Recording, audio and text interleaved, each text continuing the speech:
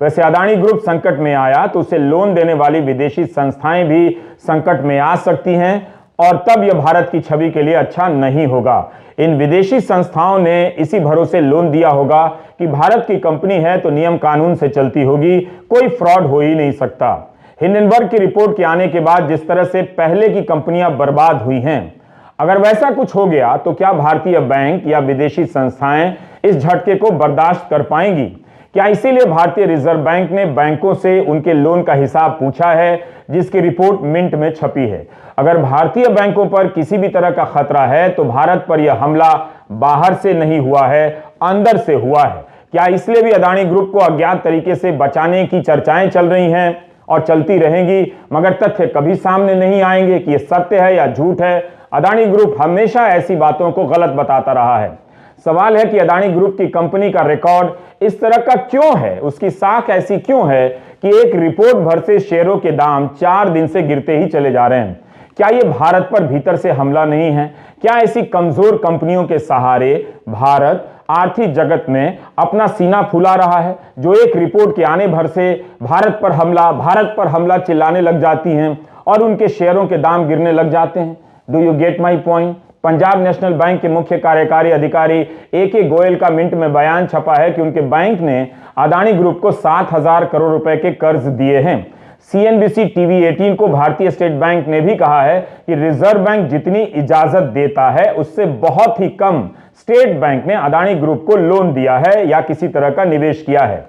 Bank पूरी तरह से सुरक्षित हैं। स्टेट बैंक के प्रबंध निदेशक ने CNBC TV 18 से कहा कि अदानी ने जो भी खरीदा है उसमें भारतीय बैंकों की हिस्सेदारी नहीं है, एक्विजिशन में विदेशी बैंकों या संस्थाओं की है।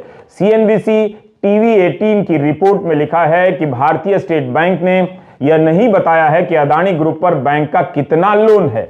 हांगकांग के capital markets and investment group CLSA का हवाला देते हुए अखबार ने लिखा है कि अदानी ग्रुप की चोटी की 5 कंपनियों पर 2 लाख करोड़ से अधिक के उधार हैं। भारतीय बैंकों ने 81,000 करोड़ से ज्यादा के लोन दिए हैं। स्टेट बैंक ने कहा है कि हम बिल्कुल भी चिंतित नहीं हैं।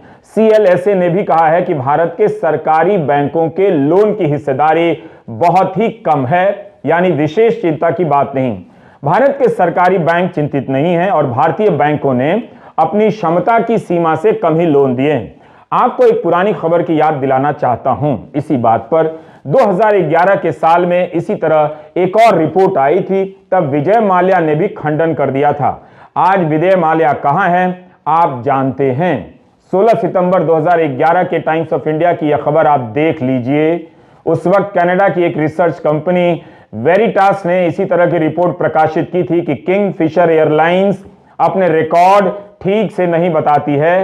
कंपनी के बही खाते में कई सारी गड़बड़ियां दिखाई पड़ती हैं। अपने कर्जे को यह कंपनी कम बताती है। तब विजय माल्या ने ठीक वही कहा जो आज अदानी ग्रुप ने कहा है। इसे दुर्भावनापूर्ण और सनसनीखेज बताया था।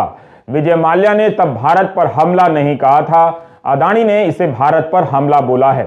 अगर उस समय विजय माल्या कनाडा की कंपनी की इस रिसर्च को भारत पर हमला बताते तब क्या होता?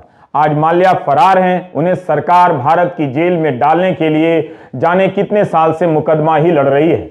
वेरिटास कंपनी की रिपोर्ट आखिर सही साबित हुई। आज आप किसी भी एयरपोर्ट पर जाइए, किंगफिशर नाम की हवाई जहाज कंपनी का अता पता नहीं मिलेगा। विजय माल्या का इतिहास आपके सामने है। भारतीय इतिहास के किस चैप्टर में आप विजय माल्या के बारे में पढ़ाएंगे? क्योंकि ये जनाब तो भारत से ही भाग गए हैं। पता चला कि ब्रिटेन के इतिहास के चैप्टर में पढ़ाए जा रहे हैं। ब्रिटेन दावा करने लगा है कि ये आदमी भागकर हमारी कंट्री में आया है, तो ब्रिटेन की हिस्ट्री के चैप्टर में होगा।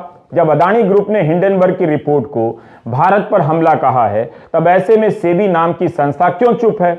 उसे सार्वजनिक बयान देना चाहिए था। जब बैंक सार्वजनिक रूप से जवाब दे रहे हैं, भारतीय जीवन बीमा निगम ने बयान जारी किया है, तब सेबी क्यों चुप है? एक तरफ सेबी की चुप्पी पर सवाल उठ रहे हैं और दूसरी तरफ खबर आती है कि अडानी के शेयर ज्यादा ना गिरे, इसके लिए सर्किट लिमिट को 20% से 10% कर दिया गया है। हिंदी में ऐसे समझिए, सीधे पाताल लोक में ना चले जाएं, इसलिए उसके पहले एक फ्लोर और जोड़ दिया गया है। यानी अब एक दिन में अडानी के शेयर 10% से अधिक नहीं गिरेंगे तो हाहाकार भी कम मचेगा। क्या ये काम सेबी ने किया? क्या ऐसी सुविधा हर कंपनी को दी जाती है? इन प्रश्नों के उत्तर आम जनता को भी दिए जाने चाहिए। दुनिया के अमीरों में अदानी तीसरे नंबर पर थे। कुछ दिन पहले तक फोर्ब्स पत्रिका ये सूची बनाती है। जब से हिंडनबर्ग की रिपोर्ट आई है, अदानी तीसरे नंबर से 11वें नंबर पर आ गए हैं। 24 जनवरी को हिंडनबर्ग की रिपोर्ट आती है और 2 दिन के भीतर 51 अरब डॉलर की पूंजी हवा हो जाती है। सोमवार के दिन गिरावट के बाद रॉयटर ने लिखा कि 70 अरब डॉलर यानी 5,70,000 करोड़ से भी अधिक की पूंजी हवा हो गई। किसी की पूंजी का भाव इतना कम हो जाए, वो भी फ्रॉड के आरोप लगने के बाद, हर तरह से चिंता की बात है। फोर्ब्स की सूची देख रहा था, इसमें आज अदानी और अंबानी आगे पीछे नजर आए। इसी तरह अदानी ग्रुप के शेयरों में गिरावट आती गई तो एक बार फिर से अंबानी उनसे आगे निकल सकते हैं। क्या तब अंबानी पार्टी देंगे और इसे भारत की जीत बताएंगे? भारत पर यह कैसा हमला है कि एक भारतीय अदानी नीचे की तरफ सरकते जा रहे हैं और एक भारतीय अंबानी ऊपर की तरफ उठते नजर आ रहे हैं? यह हमला हो रहा है या झूला झुलाया जा रहा है? I do not want to speak in English again and again. You understand on your own.